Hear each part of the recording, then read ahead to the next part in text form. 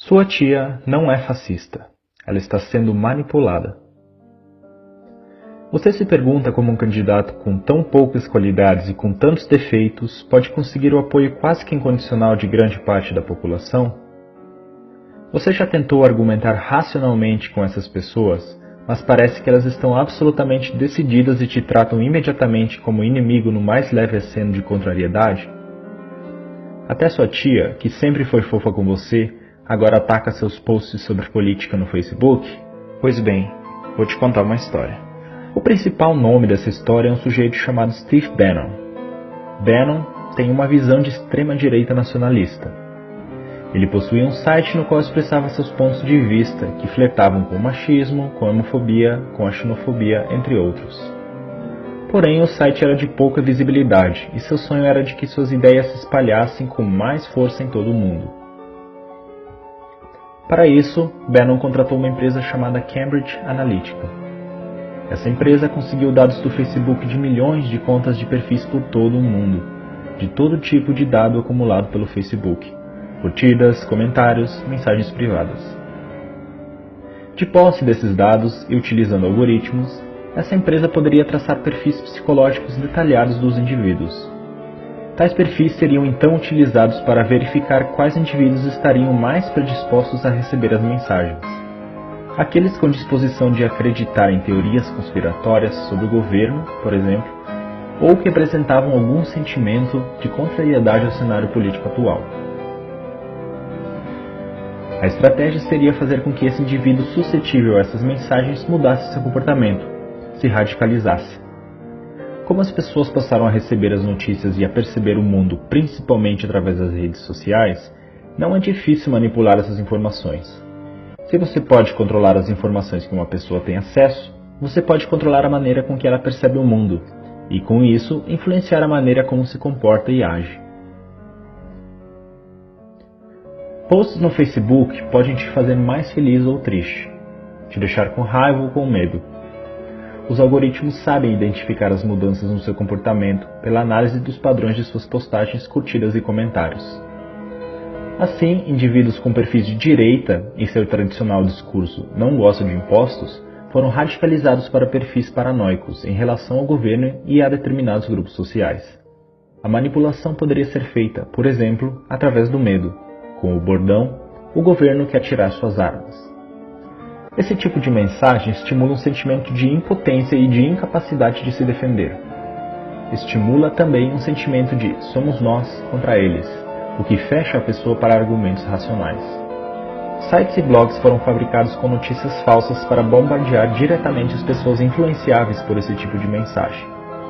Além disso, foi explorado também o sentimento anti-establishment, anti-mídia tradicional e anti-tudo isso que está aí. Quando as pessoas recebiam várias notícias de forma direta e não viam essas notícias repercutirem nos jornais, chegavam à conclusão de que a grande mídia mente e esconde a verdade da qual elas agora sabem. Se antes a mídia tradicional podia manipular a população, a manipulação teria que ser feita abertamente aos olhos de todos.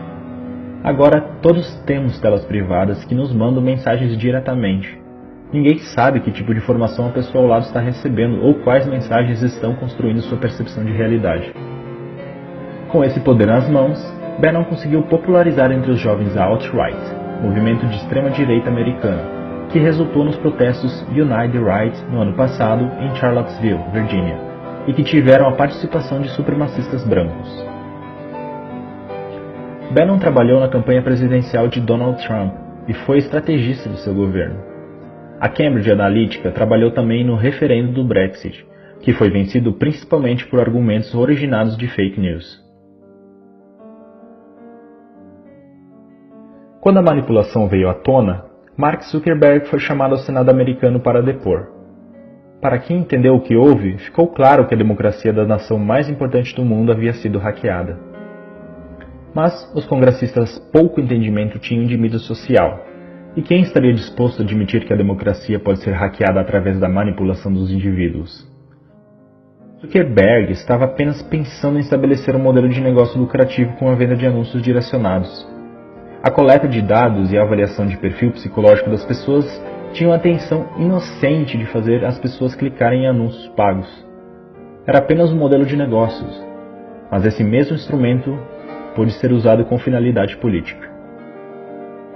Ele se deu conta disso e sabia que as eleições brasileiras podiam estar em risco também.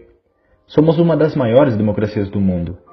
O Facebook, então, tomou medidas ativas para evitar que as campanhas de desinformação e manipulação ocorressem em sua rede social.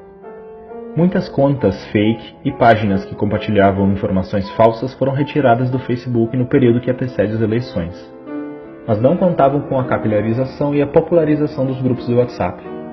O WhatsApp é um aplicativo de mensagens diretas entre indivíduos, por isso não pode ser monitorado externamente.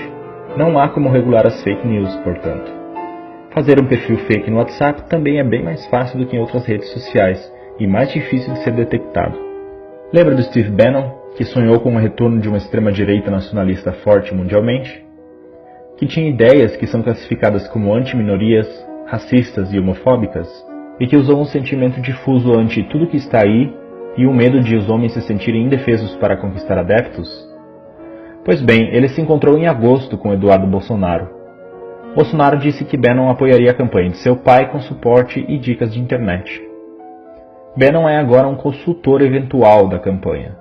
Bolsonaro é o candidato ideal para ele, porque compartilha suas ideias no cenário ideal, um país passando por uma grave crise econômica e com a população desiludida com sua classe política. Logo depois de manifestações de mulheres nas ruas de todo o Brasil e do mundo contra Bolsonaro, o apoio do candidato subiu, entre o público feminino, de 18% para 24%.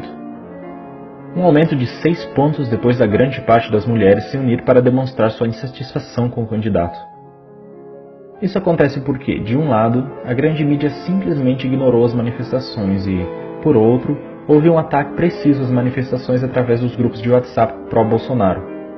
Vídeos foram editados com cenas de outras manifestações, com mulheres mostrando seios ou quebrando imagens sacras, mas utilizadas dessa vez para desmoralizar o movimento Ele Não entre as mais conservadoras. Além disso, Eduardo Bolsonaro veio a público logo após a manifestação e declarou: "As mulheres de direita são mais bonitas que as de esquerda. Elas não mostram os peitos e nem defecam nas ruas. As mulheres de direita têm mais higiene." Essa declaração pode parecer pueril ou simplesmente estúpida, mas é feita sob medida para estimular um sentimento de repulsa para com o outro lado. Isso não é nenhuma novidade. A máquina de propaganda do nazismo alemão associava os judeus a ratos. O discurso era de que os judeus estavam infestando as cidades alemãs, assim como os ratos. Esse é um discurso que associa o sentimento de repulsa e nojo a uma determinada população, o que faz com que o indivíduo queira se identificar com o lado, entre aspas, limpo da história. Daí os 6% das mulheres que passaram a se identificar com Bolsonaro. Agora é possível compreender por que é tão difícil usar argumentos racionais para dialogar com o eleitor do Bolsonaro. Você se dá conta, agora, do nível de manipulação emocional a que seus amigos e familiares estão expostos? A pergunta é: o que fazer? Não adianta confrontá-los e acusá-los de massa de manobra. Isso só vai fazer com que eles se fechem e classifiquem você como um inimigo do outro lado. Ser chamado de manipulado pode ser interpretado como ser chamado de burro, o que só vai gerar uma troca de insultos improdutiva. Tenha empatia. Essas pessoas não são tolas ou malvadas. Elas estão tendo suas emoções manipuladas e sendo submetidas a uma percepção de realidade bastante diferente da sua. Tente trazê-las aos poucos para a razão. A única maneira de mudar seu pensamento é fazer com que tais pessoas percebam sozinhas que não há argumentos que fundamentem suas crenças e as notícias veiculadas de maneira falsa. Peça para que a pessoa defenda racionalmente suas opiniões políticas. Esteja aberto para ouvi-la, mas continue sempre perguntando mais e mais, até ela perceber que chegou num ponto em que não existem argumentos para responder. Pergunte, por exemplo, por que você decidiu por esse candidato? Por que você acha que ele vai mudar as coisas? Você acha que ele está preparado? Você conhece as propostas dele? Conhece o histórico dele como político? Quais realizações dele você aprova? Se perceber que a pessoa não está pronta para debater, retire-se da discussão. Não agrida nem ofenda. Isso é um comportamento que radicalizaria o pensamento do somos nós contra eles. Tenha em mente que os discursos que essa pessoa acredita foram incutidos nela de maneira que houvesse uma verdadeira identificação emocional, se tornando uma espécie de segunda identidade. Não é de uma hora para outra que se muda algo assim. Duas das mais importantes democracias do mundo já foram hackeadas, utilizando tais técnicas de manipulação. O alvo atual é o nosso país. Não vamos deixar que essas forças nos joguem uns contra os outros, rasgando nosso tecido social de maneira irrecuperável.